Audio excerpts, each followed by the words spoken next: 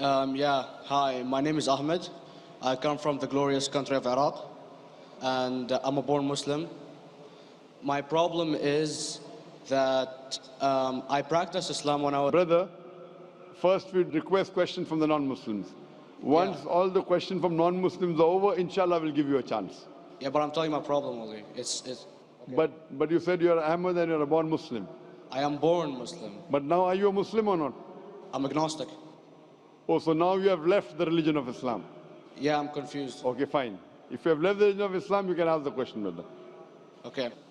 So my question is, how come I don't have the faith that you and the other Muslims have and some of my friends, even though I practiced Islam a lot and I even did Umrah, but I still do most of the sins that are forbidden in Islam, and I sometimes am lazy to do the prayer and the other subjects we have to do in Islam. I have read many books and about other religions and conspiracy theories and documentaries and such. I even have seen your own videos on YouTube, and there are many questions that go around my head about Allah and the Messenger and Muslims in general. And basically the most important question is, you said in one of your debates or questions that Allah is the creator and He's uncreated. But I have realized, how can the uncreated exist? And if He exists, how can we notice Him? How can we see Him or hear Him or feel Him or know of His existence if He's uncreated in our own dimension or so? That's one of the questions. Brother Ahmed said that he is a born Muslim. He comes from Iraq. He read the Quran, he read the books, but he commits many sins. He believes maybe sometimes he's agnostic, and he's lazy for praying. Brother, before I answer your main question, if you do sins and if you're lazy for praying, that does not make you a non-Muslim. As long as you believe that praying is fard, sometimes you miss, it's a sin. It's a major sin that you sometimes don't pray, but that doesn't make you a non-Muslim. If you say praying is not required, then you're doing kufr. But if sometimes you do sin, sometimes minor sin, sometimes major sin, it is haram, it's forbidden, but that does not throw you outside the fold of Islam. There are sometimes waswasa of the shaitan asking you, you're a Muslim, but this is wrong in Islam, this is wrong, and it does deviate the person's mind. At that time, maybe your iman may be low, but these things should not make you consider that you're non-Muslim. Regarding a question that I mentioned in my speech, and you're right, that Almighty God is the creator, but He Himself is uncreated. You ask the question, how can the uncreated, how can we see the uncreated, and how it's possible? Allah subhanahu wa ta'ala is Khaliq, is the creator. And by definition, He's uncreated. Because normally people say that when they try and prove in logic that everything has a creator, who created this table, the carpenter, from where he got, from the tree, who created the tree, so it goes back to Allah. So when many of the people try to convince an atheist, they try and say that everything has a creator, and then they get trapped when the atheist asks him who created Allah.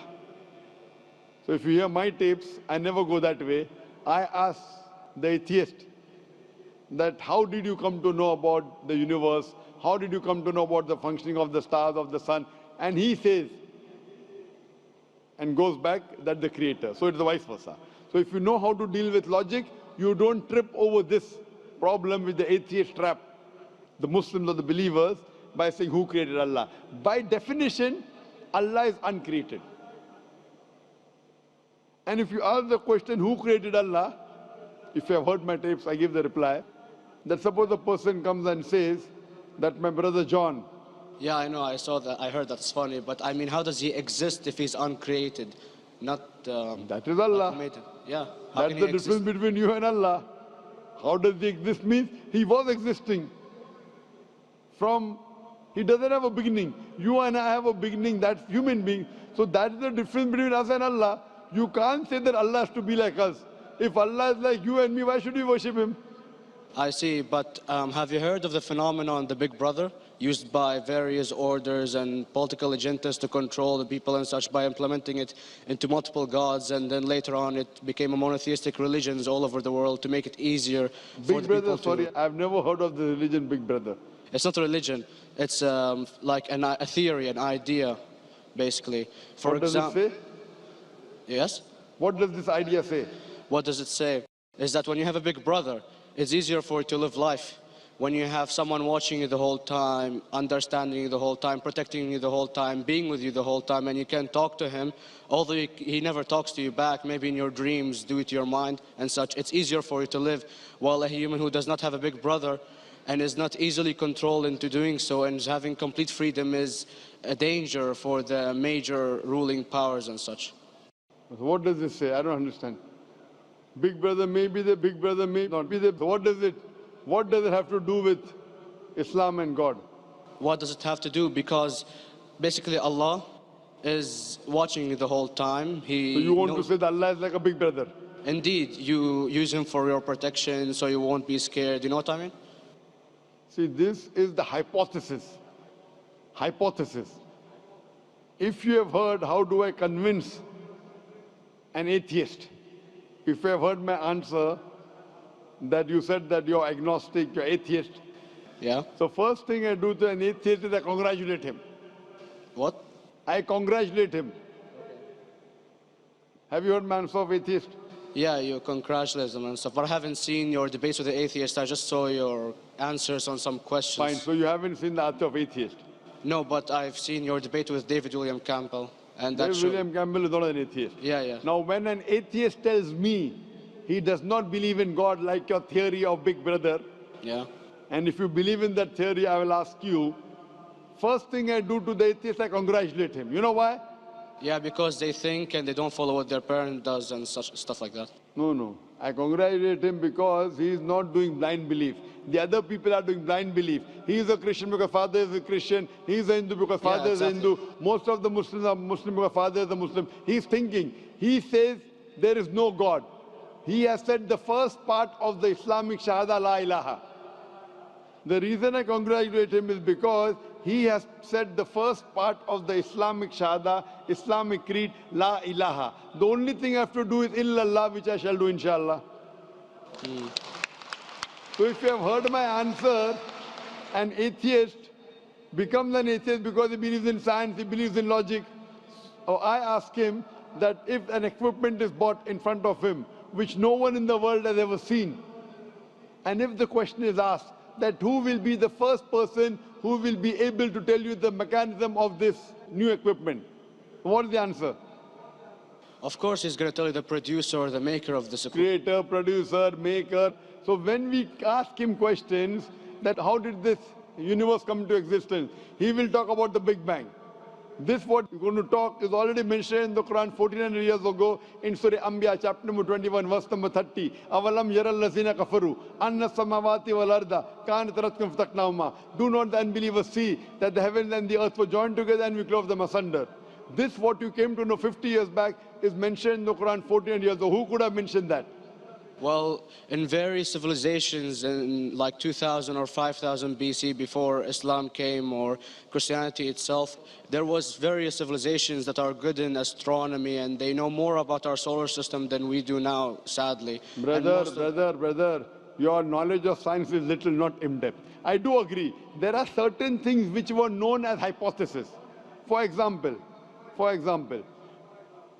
we came to know, we were proved that the earth was spherical in 1577. I know that in 6th century BC, there were Pythagoras who believed that the earth was spherical.